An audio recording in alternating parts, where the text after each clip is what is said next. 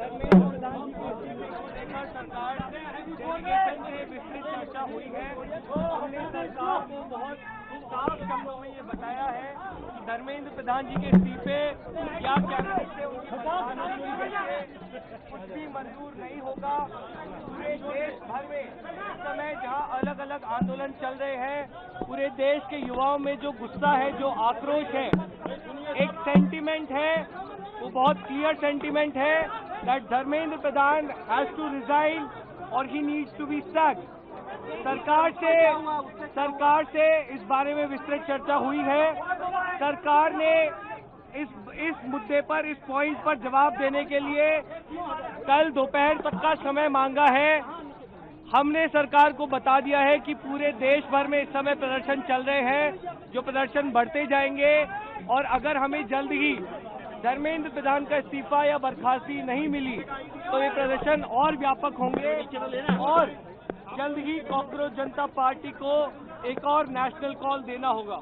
हम उम्मीद करते हैं कि सरकार जल्द से जल्द धर्मेंद्र प्रधान को बर्खास्त करेगी या वो इस्तीफा देंगे और इस मामले को हमें कंक्लूजन की ओर लेकर जा पाएंगे। आपने सरकार को कोई मोहलत दिया क्या, टाइम दिया है क्या? टाइम दिया है क्या सरकार को रिजाइन के लिए, समय के लिए? सरकार ने कॉम्पनसेशन पे और लीगल केसेस पे इन प्रिंसिपल एग्रीमेंट जताया है, पॉजिटिव है। धर्मेंद्र प्रधान की रेजिग्नेशन को लेकर कल सरकार ने फिर से समय मांगा है। कल दिन में सरकार से फिर मुलाकात होगी और हमें उम्मीद है कि कल धर्मेंद्र प्रधान जी का इस्तीफा लिया जाएगा।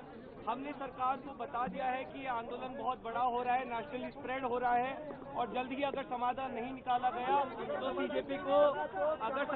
निकाला गया तो सीजेपी को फिर से एक और नेशनल कॉल देना होगा।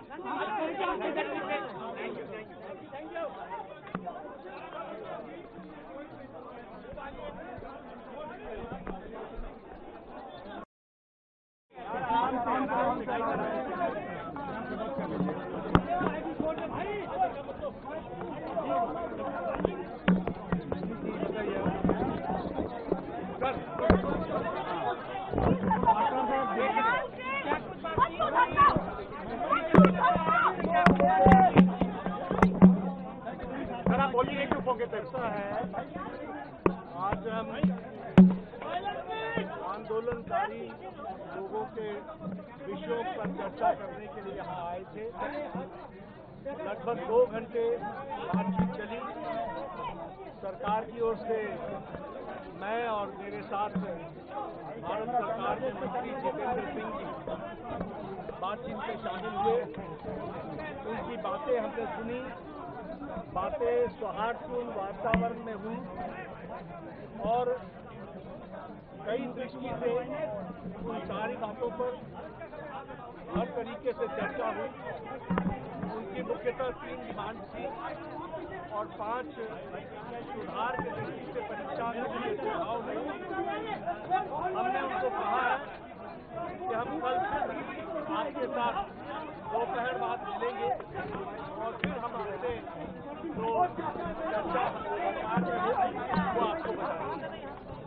सर, उनकी अभी तो